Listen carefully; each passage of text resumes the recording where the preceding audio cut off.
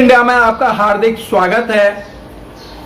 और जिस तरीके से आप देख रहे हैं कि अभी एक महिला फेमस होने के लिए उसने एक जाति को टारगेट किया और इस तरीके से टारगेट किया कि एक अपमानजनक शब्द बोलकर उनके साथ जो जाति है भेदभाव करने की कोशिश की गई।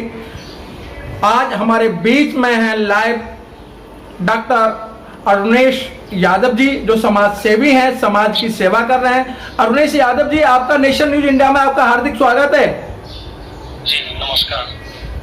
अरुणेश यादव जी, जाति है क्यों नहीं जाति, और ये जाति बनाने वाले कौन हैं, और उन्हीं जातियों को लेकर मनुवादी लोग, मनु ब्राह्मणवादी लोग अपने आप को फेमस होना चाहते हैं। जिस तरीके से एक बबीता भाभी जो मुनमुन दत्ता के नाम से है, तारकनाथ का उल्टा चश्मा, तो सर इस तरीके की जो टिप्पणी की है उसने वो जानबूझ के की है, अनजाने में की है, क्यों की है? देखिए, इसमें हमें दो चीजें समझनी पड़ेंगी। पहली चीज तो ये है कि शुरू से इस देश में दो तरह की विचारधाराएं चल रही हैं।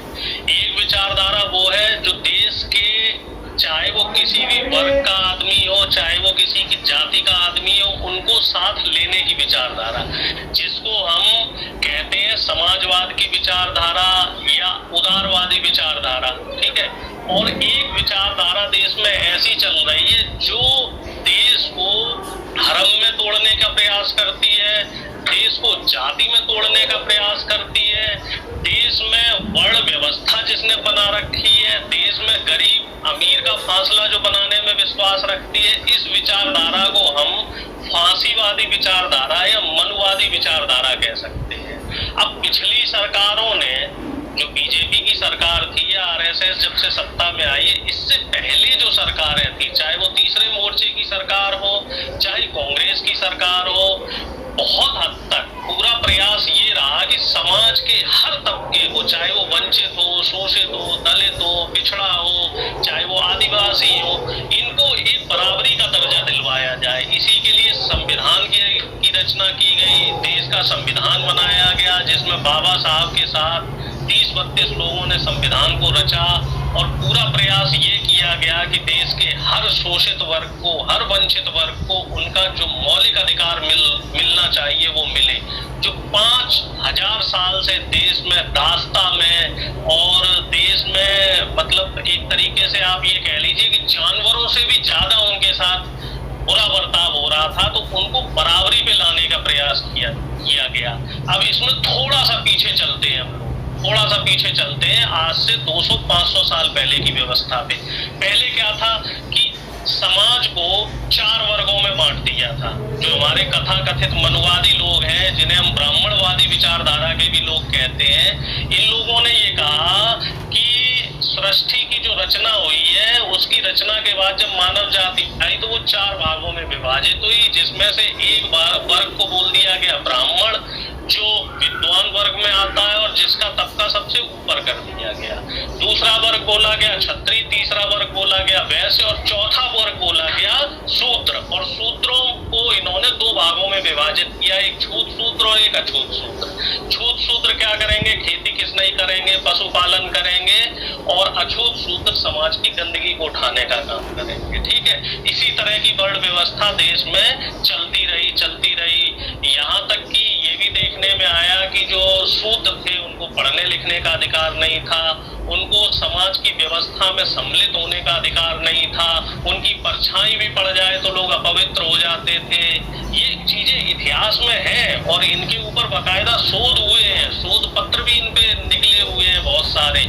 और इन व्यवस्थाओं को, वो तो भला हो कि हमारे देश में ब्रिटिश शासन आया, जब ब्रिटिशर्स ने देखा कि देश में इस तरीके की व्यवस्था है कि अछूतों को पढ़ने का अधिकार नहीं है, अछूतों को मंदिर जाने का अधिकार नहीं है, अछूतों को जो है समाज में बराबरी का अधिकार नहीं, तो उन्होंने पहले तो पढ़ने लिखने का अधिकार दिलवाया। एक आपको याद हो कि दलित या चमार रेजिमेंट भी बनाई थी अंग्रेजों ने, जिसका कि इस मनुवादी व्यवस्था ने पुरजोर विरोध किया और देश आजाद होने के बाद वो जो रेजिमेंट है वो खत्म करवा दी गई। वोट डालने का अधिकार दलितों को वो अंग्रेजों ने दिलवाया। इससे पहले कोई भी समाज की जो व्यवस्था थी, सरकार बनाने की व्यवस्था, उसमें दलितों को और शूद्रों को कोई अधिकार नहीं था। अब धीरे धीरे जब देश में संविधान लागू हुआ और बराबरी में आ गया, तो ये कथाकथित जो मनवादी लोग हैं, जिनका एकाधिकार था हर जगह, चाहे वो ब्यूरोक्रेसी हो, जुडिशरी हो, शासन सत्ता हो, हर जगह इनका एकाधिकार था। अब चूंकि हर आदमी का डीएनए एक सा ही है, डीएनए एक सा ही है हर आदमी का, और हर आदमी के अंदर सोचने का जो, समझने का जो दायरा है, सब बराबर है। तो जब इन लोगों को शिक्षा का अधिकार मिला तो ये लोग शिक्षित हुए और समाज के हर वर्ग का आदमी जुडिशरी में, ब्यूरोक्रेसी में और हर जगह, भाई एजुकेशन सिस्टम में भी जाने लगे। तो अब इन मनवादी लोगों को लगने लगा कि अब हमारी जो एकाधिकार है समाज में, ये हमारा जो प्रभुत्व है, ये खत्म होने वाला है। तो इन लोगों ने एक प्रोपेगेंडा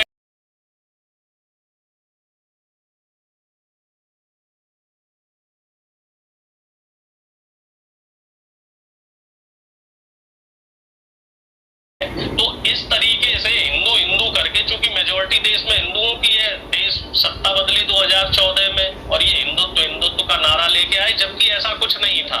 इससे पहले भी देश में मुसलमानों का, मुगलों का शासन था, लेकिन कभी भी हिंदुत्व खतरे में नहीं रहा। दरअसल था क्या कि इनका एकाधिकार खतरे में था। अब जब ये व्यवस्था इनकी बन गई तो इन्होंने क्या किया, पहले तो हिंदू मुस्लिम किया, हिंदू मुस्लिम करके समाज को तोड़ा। अब उसके बाद इन्होंने फिर जाति पे प्रहार करना शुरू किया। इसमें हमारे नेताओं के साथ साथ, देखो नेता तो क्या है, राजनीति के चक्कर में जाति का कार्ड खेलते हैं, लेकिन जो 2014 से पहले कोई भी नेता रहा हो, उसने जाति कार्ड सिर्फ अपनी सरकार बनाने के लिए, अपने चुनाव जीतने के लिए खेला है। आज तक किसी को नीचा दिखाने के लिए जाति कार्ड नहीं खेला। ये बीजेपी और आरएसएस की सरकार ऐसी रही है कि इसने समाज को नीचा दिखाने के लिए जाति का कार्ड खेला, और इस कार्ड में नेताओं के साथ साथ, बड़े दुर्भाग्य की बात है, बड़े बड़े प्रबुद्ध लोग शामिल हो गए, बड़े बड़े सेलिब्रिटी लोग शामिल हो गए, चाहे वो डीयू के प्रोफेसर हो, जेएनयू के प्रोफेसर हो। अभी एक डीयू की प्रोफेसर, वो सॉरी आईआईटी की प्रोफेसर थी, उन्होंने भी जाति सूचक टिप्पणियां की थी। आईआईटी खड़गपुर की प्रोफेसर थी, उन्होंने भी इस तरीके की टिप्पणियां की थी। और इससे पहले अगर हम सेलिब्रिटी की बात करें, समाज सुधारकों की बात करें, तो अनुपम खेर जैसे लोग हैं इस समाज में। इस तरीके के कई लोग हैं जो समाज में, समाज को जाति और धर्म में तोड़ने की बात करते हैं। मुनमुन दत्ता की बात की जाए तो ये सस्ती लोकप्रियता है। मुनमुन दत्ता क्या है, सस्ती लोकप्रियता के जरिए अपने आप को हाईलाइट करना चाह रही है। अभी एक केस और सामने आया है, एक सोनी लाइव पे वेब सीरीज शुरू होने वाली है, जिसमें कि बिहार की पृष्ठभूमि पे ये वेब सीरीज बन रही है, महारानी। और इस महारानी, और इसमें क्या किया जा रहा है कि जाति सूचक शब्द इस्तेमाल किया गया, जो कि मैं यहाँ पे कह नहीं सकता क्योंकि ये ओपन प्लेटफॉर्म है और इसमें हर आदमी सुनेगा। तो मैं आपसे निवेदन करता हूँ कि इस वेब सीरीज को आप देखो और इसका भी विरोध करो। आप किसी से, जब हमारा संविधान ये कहता है कि आप किसी से जाति सूचक टिप्पणी नहीं कर सकते, ये संविधान के मौलिक अधिकारों में नहीं है, संविधान के मौलिक अधिकारों का हनन है, तो चाहे मुनमुन दत्ता हो, चाहे महारानी वेब सीरीज हो, चाहे इस तरीके के कोई भी लोग है, कंगना रनौत को ले लो, ये भी हमेशा जाति सूचक और धर्म सूचक टिप्पणियां करते हैं। कंगना रनौत को ट्विटर ने बैन कर दिया, इंस्टाग्राम ने भी बैन कर दिया। देखो, समाज में आप गंदगी न फैलाएं, आप रोल मॉडल है समाज के, और आप अगर इस तरीके की गंदगी फैलाएंगे तो समाज किस दिशा में जाएगा आप बताइए। हम 21वीं सदी की बात करते हैं, हम कहते हैं कि हम विश्व गुरु बनेंगे, विश्व की सबसे बड़ी आर्थिक शक्ति बनेंगे, तो ऐसे ही बनेंगे, समाज को तोड़ के आप बनेंगे। आप हिंदुत्व हिंदुत्व कहते हो, आप राष्ट्रवाद राष्ट्रवाद कहते हो, आप देश प्रेम कहते हो, तो देश को तोड़ के आप देश प्रेम करोगे, या देश को तोड़ के आप 21वीं सदी में आप यूएस यूके से अपनी तुलना करने की बात करते हो, तो ऐसे तुलना कर लोगे आप इस तरीके से आगे बढ़ोगे। और दूसरी चीज जो ये लोग कर रहे हैं, जो समाज के लिए बहुत ज्यादा घातक होने वाली है, वो है आपस में नफरत फैलाने का काम। जो इनका बीजेपी का मीडिया सेल और आईटी सेल ये काम कर रहा है, ये आपस में नफरत फैलाने का काम कर रहे हैं। वो कैसे, वो मैं बताता हूँ। आसाम में अभी आपने केस देखा होगा, ये डीएम थे जो पिछड़ी जाति से आते हैं, उन डीएम साहब ने सरकारी प्रोटोकॉल को फॉलो करते हुए एक शादी की परमिशन जो थी, वो 10 बजे तक की परमिशन थी, शायद 10-11 बजे तक, 12 बजे का मुहूर्त निकाला था एक पंडित जी ने। तो उन पंडित जी को जो है, पंडित जी को धमका के वो तो शादी स्थगित करवाई। तो इसके लिए क्या हुआ, पूरा ब्राह्मण समाज इकट्ठा हो गया कि हमारी ब्राह्मण जाति का जो है अपमान हुआ है और इस DM. Press the bell icon on the YouTube app and never miss another update.